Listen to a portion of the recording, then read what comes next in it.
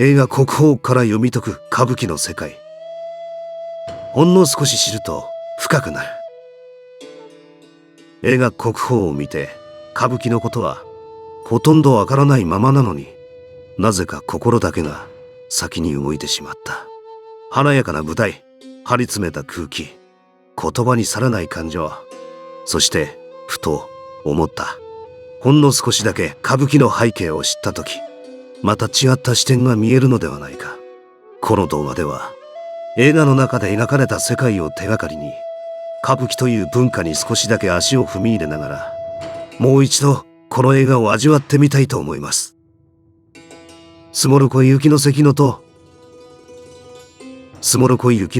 は、一面の雪景色の中になぜか桜が咲いている。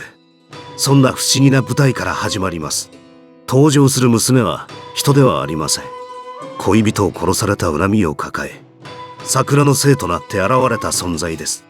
自分の色になってほしい。つまり恋人になってと頼んで男を油断させ、隙をついて復讐しようとしているわけです。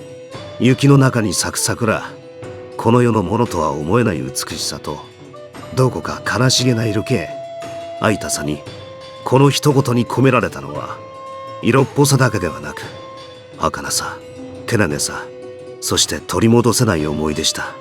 映画で半次郎が菊を見初めた瞬間、人ならざるほどの美しさに心を奪われてしまった感覚、そのこの世ならざる魅力を描くために選ばれたのがスモロコイ雪の関のとだったのだと思います。華やかで美しくて、でもその奥には雪のように積もった執念がある。それがこの演目であり、映画国宝が残した忘れがたい余韻でした。弁治氏は親子共演が定番の演目。けれどその物語はとても厳しい。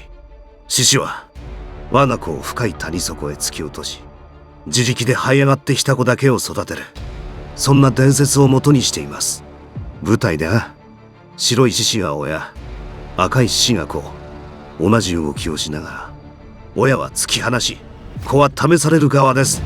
映画国宝で蓮司氏を親子で演じたこともただの演出ではなかったように思います。そして蓮司氏を演じはしなかったものの、菊を突き落とした親父氏は人間国宝万陸だったのかもしれません。映画そのものが現代の蓮司氏として描かれていた、そう感じられる場面でした。舞台で目を引くのは赤と白の熊取です。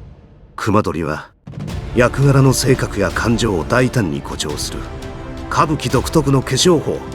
赤は力や情熱、白は重みと稲、そして豪快にたてがみを振り回す舞踊の場面、毛振り。あれ、美しさを見せるためだけの動きではありません。獅子が生き抜く力を全身で示す技法です。息が切れても振り続けなければならない。蓮司氏は親子の絆と同時に芸の世界の非常さを静かに突きつける演目なのです。二人藤娘は藤の花の精が娘の姿で現れる舞踊です。物語を追うというより、恋する女の心を踊りで描く演目。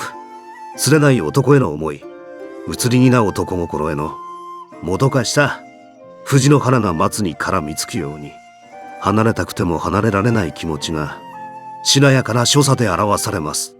酒を汲み、ほろ酔いの仕草を見せ、すねるように傘を傾ける。可憐であでやかで、けれどどこか切ない。本来は一人で踊られる藤娘を二人で演じることで、舞台はより華やかになります。映画国宝では、菊尾と俊介がこの二人藤娘で初めて並び立ちました。良きライバルとして競い合ってきた二人が同じ舞台でそれぞれの美しさを映し出す。初々しさと才能、女方としての輝き、その明るく華やかな成功がやがてより大きな舞台へと二人を導いていきます。道成寺は恋が執念へと変わっていく物語です。修行僧安珍に裏切られた清姫は追いすがるうちにオロチと化し、筋金に隠れた安珍を焼き殺した。そんな伝説が残っています。歌舞伎の道成寺で描かれるのは、その後の物語。再建された金の供養のため、白拍子が現れ、華やかな舞を次々と披露します。けれど彼女の正体は、安珍を追い続けた清姫の亡霊、恋する娘の可憐な姿、嫉妬、怒り、悲しみ、女の心の移ろいが、衣装と舞によって描かれていきます。そして本性を表す瞬間、花道のスポンと呼ばれる競りから、清姫が飛び出す。スポンは、幽霊や鬼、人ならざる存在が現れるための舞台装置。その登場だけで、ここから先は、人の情を超えた世界だと観客に知らせます。華やかで美しい舞の果てに、恋は執念へと変わり、清姫は華麗と飛び込む。道成寺は物語を追う演目ではありません。恋する心がどこまで人を変えてしまうのか、その瞬間をただ舞で見つめるための演目です。曽根崎心中。曽根崎心中は江戸時代に実際に起きた心中事件をもとに生まれた物語です。遊女お初と商家で働く徳兵衛、愛し合いながらも身分と金に阻まれ、この世で結ばれる道を失った二人。追い詰められた徳兵衛にお初は問いかける。死ぬる覚悟が聞きたい。それは単に死を選ぶかどうかだけではなく、人生そのものをかける覚悟があるのかという問いでした。映画国宝ではこの言葉が何度も繰り返されます。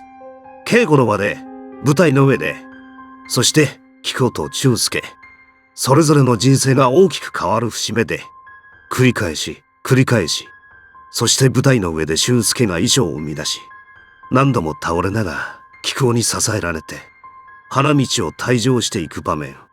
花道は舞台と客席をつなぐ一本道、物語の終わりとその先の運命へと続く道です。その花道を二人で進んでいく姿は、まるで歌舞伎と心中する覚悟が問われているかのようでした。曽根崎心中は恋の物語であると同時に覚悟の物語、人生をかけるかどうか、その問いが舞台から静かに投げかけられているのです。サニ娘。サニ娘は恋に悩む白鷺の精が人の姿となって現れる舞踊です。雪の降る水辺に立つ白無垢の娘。その舞は可憐で静かでどこか痛々しい。人間への恋に身を焦がし、叶わぬ思いを抱えたまま、詐欺の精はやがて地獄へと落ちていきます。仏教では執着を手放せない魂は成仏できないと考えられてきました。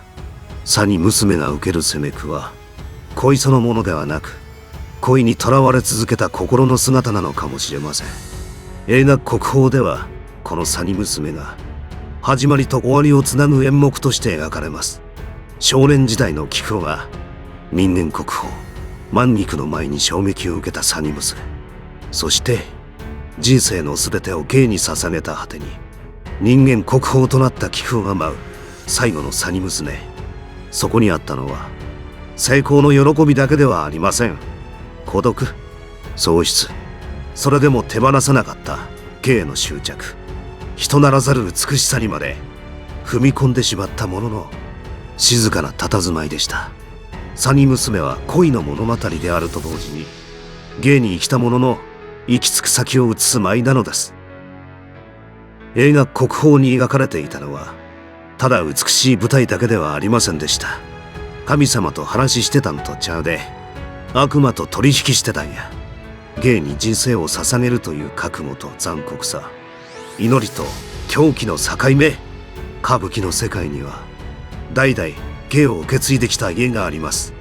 名前、血筋、名跡、それ自体が一つの物語として舞台に立つ者を支えてきました。その一方で守られない才能も確かに存在します。守ってくれる血が俺にはないね。その言葉は弱さではなく、血筋で物語を背負えない者の静かな孤独でした。歌舞伎の舞台はあらすじを知らなくてもまずその華やかさに目を奪われます。衣装の色、動きの美しさ、舞台に満ちる緊張感、それだけでも心は十分に動く。けれどほんの少しだけ背景を知った時、その舞台はただ美しいだけのものからさらに深く忘れがたいものへと変わっていきます。映画国宝に心が揺り動かされたのは、歌舞伎という世界が持つその奥行きに触れてしまったからなのかもしれません。最後までご視聴いただきありがとうございました。もしこの動画が面白かったら、チャンネル登録やいいねをよろしくお願いします。これからも外国人が驚いた日本の文化シリーズ増やしてまいりますので、楽しんでいってください。ではではまたね。